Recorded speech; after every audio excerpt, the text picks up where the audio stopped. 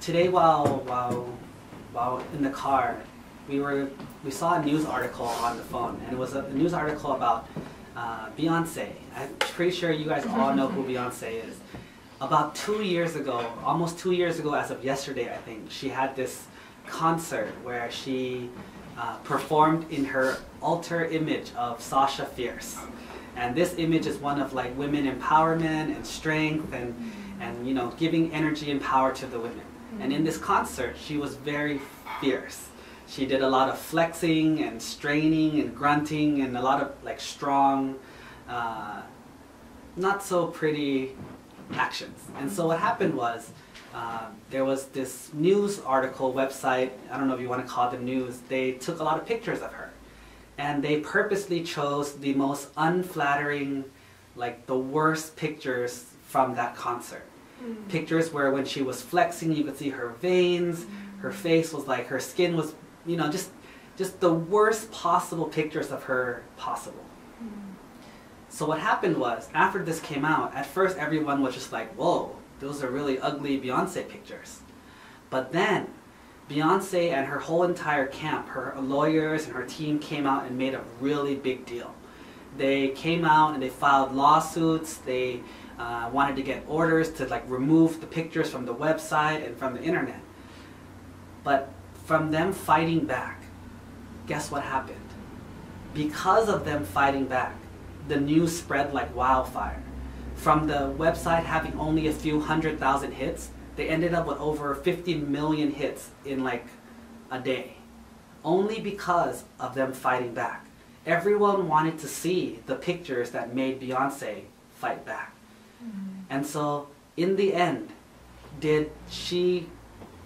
was she successful in what she wanted to do?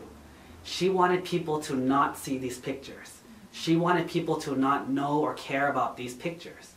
But by fighting back, in this particular case, that was the absolute worst thing she could have done here. Now, there's many cases in our present day history of people who get hurt or, you know, abused or just bullied. And a lot of times in their idea, the idea of fighting back. But fighting back doesn't always mean hurting them or killing them or burning their house down. That's fighting back in a not so smart way. But then again, you don't want to say just take it either, because then you're just the victim. So what do?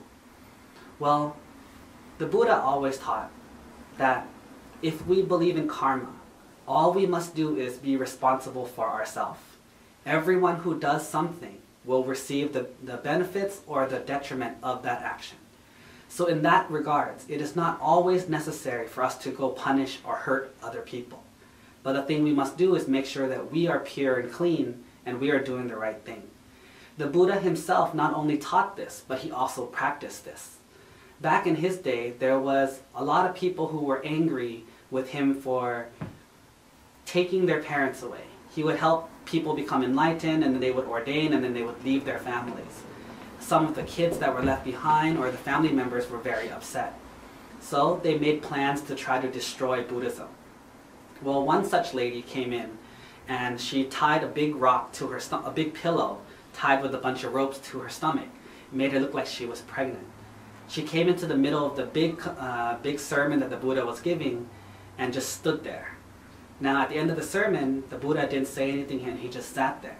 And everyone was gossiping and looking around like, why is there a pregnant lady here? And why is she calling the Buddha like elder brother as opposed to master or teacher? She kept calling him brother, brother. So they thought that was very strange. And finally, after asking her a lot of times, she came out and said she's pregnant with the Buddha's baby. Now this was a very big outcry. Everyone was shocked, and some of the people wanted to stone her or hurt her. Some of the people wanted to chase her away. But the Buddha just sat there and did nothing. And after many, many questions, all he said to the girl was, only you and I know the truth. And he just sat there still. She came there every day for many, many days. And yet every day, he didn't do anything. He didn't fight her, he didn't yell at her, he didn't insult her, he didn't hurt her in any way. Neither did he allow his monks or any other people to hurt her either. Now in the end, after 7 days, the truth came out. She didn't tie the rope very well, and I guess in her house maybe she spilled some honey on the rope or something, and some mice got the scent of the honey and they crawled up her leg and started chewing on the rope. She started wiggling, the rope got loose, and the pillow and the rope fell off. And so everyone realized that she was lying.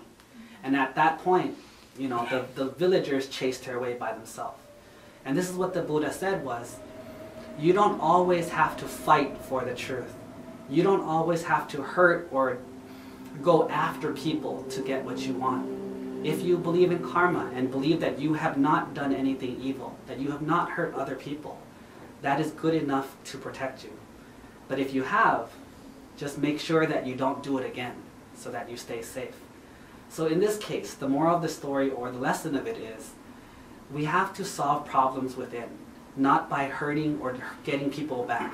Just because we have been hurt or we have been wronged by other people, the answer is not to go hurt them back, but to make sure that you do not create extra karma for this to happen again.